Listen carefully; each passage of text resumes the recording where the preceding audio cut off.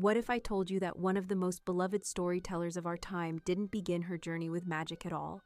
No stardust, no destiny. Just a woman sitting in a cramped flat, wondering how she was going to keep the lights on. A woman who would one day build a world so magnetic it pulled readers in and never let go. But before Hogwarts, before Platform 9 3/4, before the boy with the lightning scar, there was simply Joanne Rowling. And her life was far darker, far braver, and far stranger than the fairy tale version we like to tell. Hey everyone, welcome back to History on High Heels. Today we're walking straight into one of the most compelling real-life heroes' journeys ever written. A story about failure, grief, violence, magic, and the sheer impossible stubbornness of hope. This is J.K. Rowling, not the myth, not the headlines, but the woman behind the curtain of her magic. Let's begin long before she sold millions of books, before the film deals, before the controversies, before the world placed her on a pedestal and then tried to knock her off it. To understand Rowling, you have to begin with her history, not her fame. Joanne Rowling was born on July 31st, 1965, in Yate, England. Her parents met on a train, which feels poetic considering trains would one day become gateways to magic in her stories. Her mother, Anne, was warm and clever. Her father, Peter, was practical and strict. Their house wasn't glamorous, but it was full of books. Jo devoured stories, absorbed them, lived in them. Writing wasn't a hobby, it was her oxygen. At 6, she wrote her first story. At 11, a novel about 7 cursed diamonds. She wasn't waiting for permission to be a writer, she was already doing it. But life is never as straightforward as a well-plotted story. When Jo was 15, her mother was diagnosed with multiple sclerosis. The disease was aggressive. The woman who once danced in the kitchen struggled to lift her teacup. Home grew heavy. Her father became more distant. Jo retreated into the only place that still felt safe, the world she invented. After university, she bounced between jobs, secretary, researcher, temp worker. But her imagination refused to sit quietly. She scribbled ideas on napkins, receipts, scraps of paper. She dreamed of writing full-time, but the world didn't exactly hold the door open for young women with literary ambitions. Then came the moment that changed everything. It was June 1990. Jo was 24 years old, sitting on a delayed train from Manchester to London.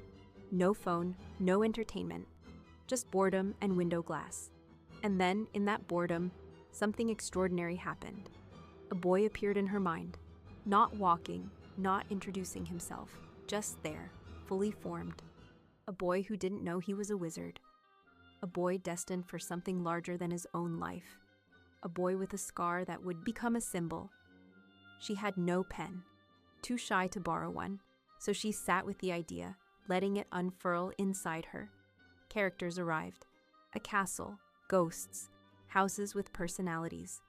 For 4 hours, she lived in a world she hadn't yet written, and when the train finally reached London, she ran home to capture it before it dissolved. Harry Potter was born in that delay. But magic always has its shadow. 6 months later, on New Year's Eve, Jo's mother died. She was 45, too young, too loved, too central to lose. Jo's grief carved itself into her writing. Death became the backbone of Harry's world. The longing Harry feels when he looks into the mirror of Arised wasn't fiction. It was Jo trying to see her mother again. Unable to stay in the house soaked with memories, Jo left England and moved to Portugal to teach English. She carried her manuscript with her. In Porto, she met a journalist named Jorge. They bonded over stories, over Austen, over dreams. They married quickly, too quickly. What followed was not a fairy tale. Jo experienced domestic abuse in that marriage. She has spoken publicly about the fear, the control, the isolation. She wasn't allowed keys to her own home. She hid pages of her manuscript in cupboards so her husband couldn't use them against her. Her daughter, Jessica, was born in July 1993. But the marriage was breaking apart. One night, after a violent confrontation, Jo fled. She returned the next day with police to get her baby. She has said, "I'm not stupid enough to go back to a man who hit me." That sentence alone could be a novel.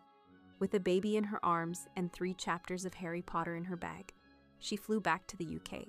She was 28, broke, exhausted, traumatized, but free. Freedom, however, doesn't pay rent. In Edinburgh, Jo fell into poverty, truly fell. She lived in a tiny flat infested with mice. She lived on benefits. She felt like a failure. She was diagnosed with clinical depression. She considered suicide. She once stood in a shop with a tin of beans and realized she didn't have enough money. She left, pretending she'd lost a 10-pound note so she wouldn't have to admit she was short 2 pence. But here's the beauty of rock bottom. When everything collapses, the only thing left standing is the truth of who you are. Jo was a writer, not by hobby, by nature.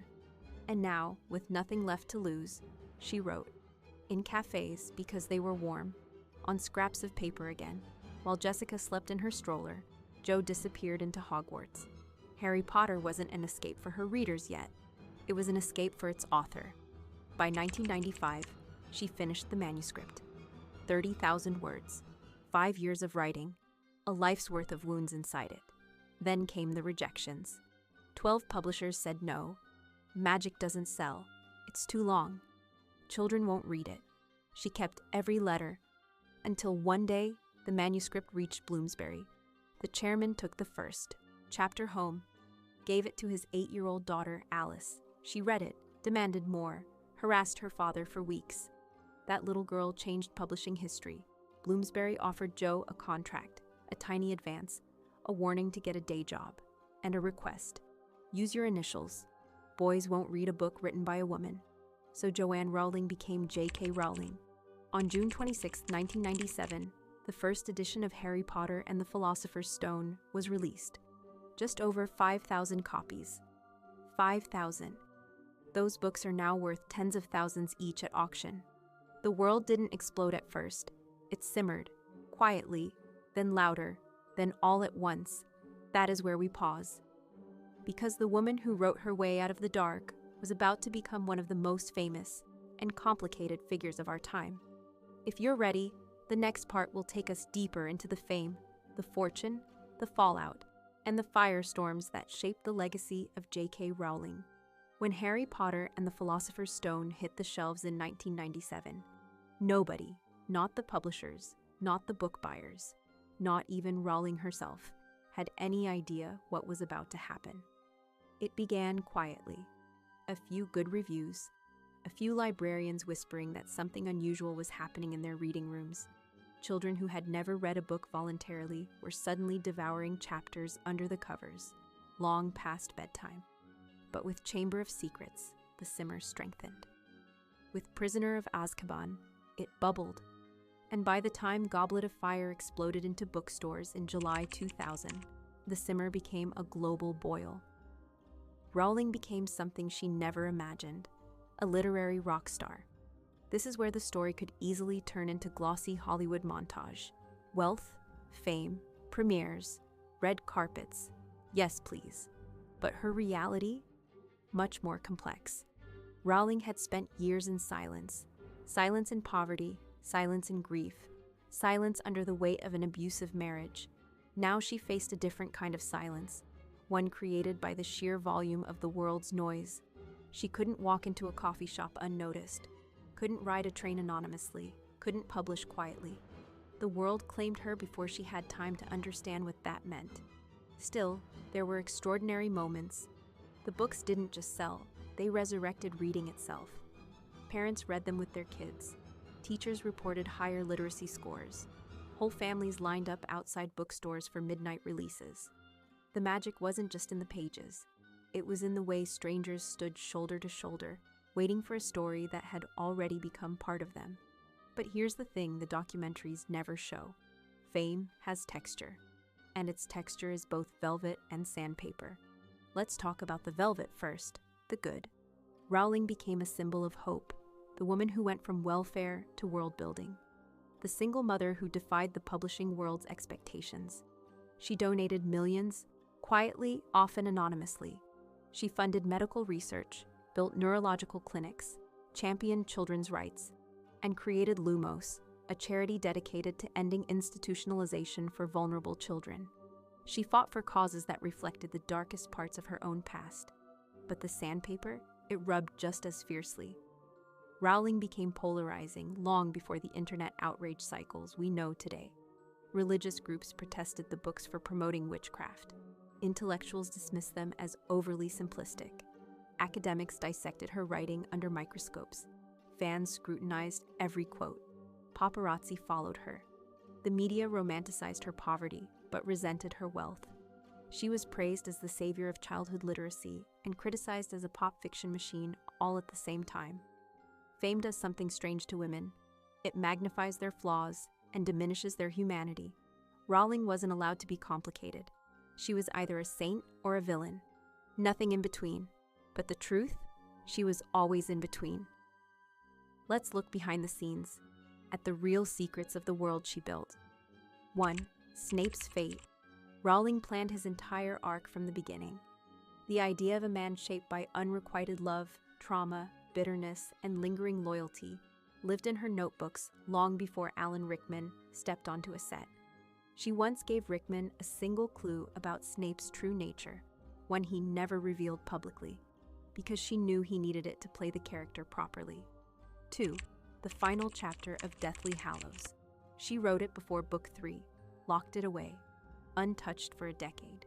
A quiet promise to herself that she would finish the story no matter what life threw at her. 3. Ron Weasley almost died.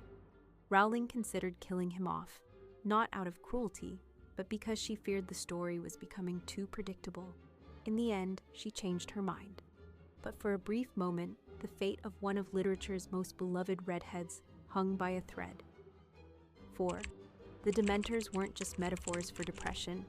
They were designed from a memory so visceral it stayed with her for decades. A childhood night when an intruder crept into her home. The cold terror, the breathless panic. She reshaped that fear into creatures that would teach millions what depression feels like without having to live it. And perhaps the strangest behind-the-scenes fact: Harry Potter was almost a trilogy. 3 books. That was the plan. But every time she tried to compress the story, it refused. Hogwarts had grown too large. The characters wouldn't shrink. The magic demanded breathing room. In a way, Rowling wasn't creating a world. She was channeling one. As the books rose, the films arrived. A global phenomenon became a visual universe. Posters, casting announcements, red carpets lined with children holding homemade wands, adults crying during the premieres. The cultural weight of the franchise became immense, and for Rowling, something shifted. She lost ownership. The world she had built to save herself from despair was no longer hers alone. It belonged to millions. Fans debated her characters as if they were historical figures. They formed communities, theories, essays, fandoms. Some loved her deeply, some demanded more, some demanded perfection, some tried to rewrite her story for her. And when Rowling began speaking publicly about politics, about feminism, about trauma, about social issues, the reactions became tidal. Support, outrage, debate, disappointment, praise. They all collided. Rowling was no longer just a writer. She was a symbol. Symbols are rarely allowed to be human. This is the part of the story that gets messy. People want clean narratives, hero or villain. But Rowling is neither.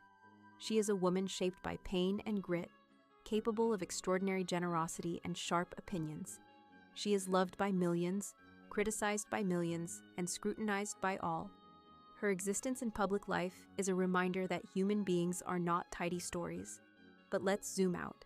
Let's look past the headlines and return to the one thing that made her famous in the first place.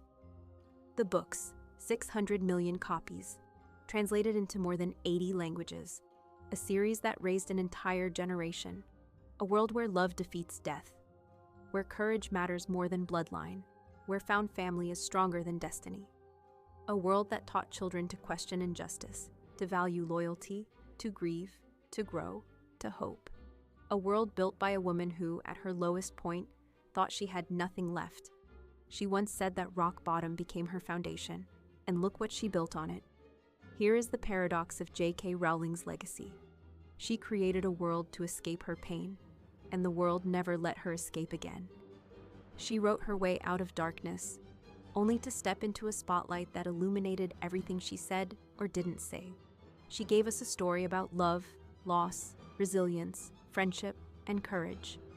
and then lived a life where she was forced to practice all of those things publicly. So what do we do with that? We remember that stories outgrow their authors. Harry Potter belongs to readers now, to the kids who lined up at midnight, to the adults who tattooed lightning scars, to the ones who found comfort, identity, courage, or escape inside those pages. Stories evolve. So do authors. So do we. Rowling changed modern storytelling forever. Whether she inspires you, frustrates you, challenges you, or shaped your childhood, one truth is inescapable. She built a world so powerful it survived fame, controversy, criticism, adoration, and decades of cultural transformation. And that, at the end of the day, is magic. Thank you so much for watching. If this story moved you, hit subscribe. There are so many more untold histories waiting for you. Until next time, keep reading, keep questioning, keep imagining, and keep writing your own way out of the dark.